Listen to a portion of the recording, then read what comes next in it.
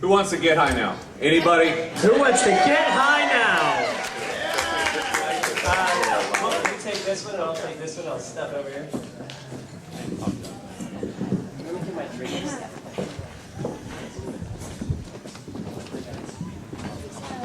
All right, everybody take a big breath in. You too, judges. Doing it. Out.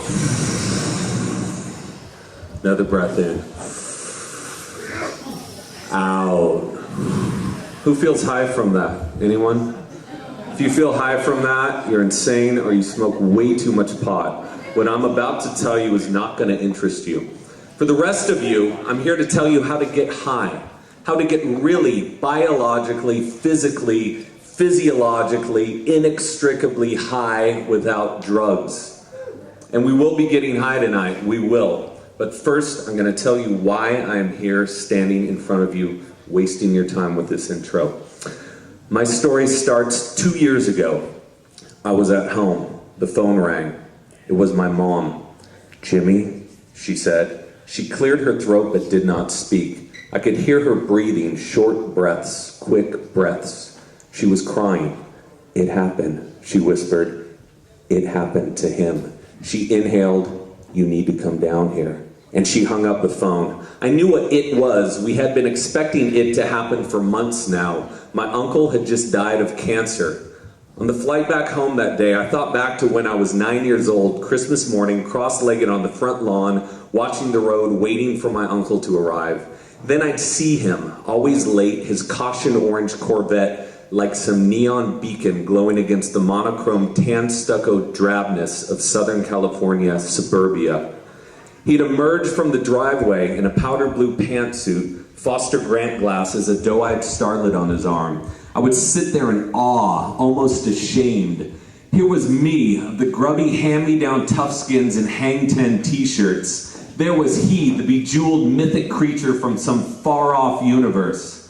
His was a world without schools or baseball practice, without homework or broccoli, a place of glamour and bright shining colors, a live living place. God, how I wanted to go there. And then 27 years later, he was dead. "You need to go to the house," my mom said a week later as we walked the cemetery parking lot. "You need to go to the house and you need to start going through everything." The house was a 1950s Neutra mini mansion perched on a hilltop just down from the D in the Hollywood sign of the Hollywood Hills. The door cracked and wheezed as it yawned open. Inside were antiques everywhere, antiques. 15th century suits of armor, ancient Greek busts, Persian swords, and there were books, thousands of them, lining the shelves, stuffed into closets, hundreds of precariously stacked Jenga towers of books in the hallways, teetering, tottering, but through some trick of gravity still standing after decades. And in a bedroom closet were books on meditation, books and cassettes, record albums, files, and mounds of college-ruled notepads filled with handwritten instructions for shit like astral projection, yoga poses, ESP, which ants to eat to induce dream visions, which Brazilian moth larva to eat to get drunk. One pamphlet caught my attention. It described a breathing technique. Its aged yellow corners cracked as I opened the pages. The exercise seemed simple, so I sat down, crossed my legs, arched my back, and began. Deep breaths, very deep breaths. 10 slow, 15 fast, and back again. I closed my eyes, felt dizzy, a bit lightheaded, but I kept going. Sometime later, I felt I had left the room and gone somewhere else. A place of different colors, different sounds. Like I was peering into some far-off universe. And when I opened my eyes, my body tingled. The room was brighter. I had trouble standing up as I walked to the porch. Once there, I looked below me. The Los Angeles skyline, which earlier had appeared so muddled and post-apocalyptic, took on an ethereal glow, like it was lit from within. All this just by breathing. I took my uncle's notes, books, and records back home, plopped them in the garage, and moved on. Quasi-New Age meditation wasn't my thing. I didn't wear patchouli. I didn't like gray-haired ponytails. I didn't wear turquoise turtlenecks. I didn't like flutes. I didn't even smoke pot, but I couldn't stop thinking about what had happened to me on that dusty floor of my uncle's house. It creeped me out, but it also made me curious. I began to wonder, as loony and hippie-ish as so many of these highs sounded, if some of them could actually alter consciousness, make me see music and hear colors the way the ancients described. After all, most of the highs have been around for thousands of years. Were all of our ancestors so wrong? Were they on to something?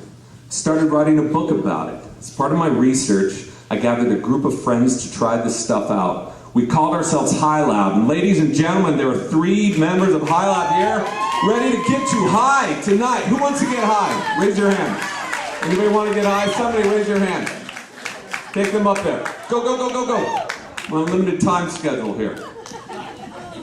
As they set up and prepare to get people high, I'll tell you about High Lab. Then the first week of research, High Lab was confused and a bit frightened to find these audio loops, breathing exercise, and meditations actually worked. They really got us high. For instance, this wonderful person to the right here in black is going to be listening to binaural beats. These are audio loops discovered in 1837 that induce a 3-dimensional audio hallucination heard between the eyes. They cause a real physiological change in the brain. The military use these. fMRIs taken of people listening to binaural beats show a change in the brain. Yes. What this person is going to be listening to the left of her and right of all you people, is theta wave entrainment. These are audio rhythms developed by doctors in the 1950s to lull the brain into vibrant waking dreams. Right here, what High Lab is doing is called Kriya Breathwork. This is a breathing meditation based on 1,000-year-old Indian exercises. Breathwork reduces anxiety, calms the nervous system, synchronizes the hemispheres of the brain, and has other weird, unexplainable physical benefits like reducing cholesterol in the bloodstream. This is true. This isn't New Age mumbo-jumbo. It's history. It's science. It works. Finally, I recall 2 months after starting High Lab, during our final session, lying on my back on the living room floor, lights down, pink noise pulsing through the headphones, surrounded by other High Lab members in the same position, the same trance. And on that Sunday night, lying there, I had that feeling again. The same feeling I had in my uncle's house, the dizziness, like I had gone somewhere, like I was peering into some far-off universe. And if I squinted hard enough, if I really tried, I swear I could see me back there, back on the front lawn of my suburban childhood home, sitting cross-legged in toughskins on a Christmas morning, waiting and watching. And then there was my uncle in his caution orange Corvette, rumbling in the driveway. But this time the passenger seat was empty, and he was waiting for me to take me to some beautiful place. He was waiting for me to get in.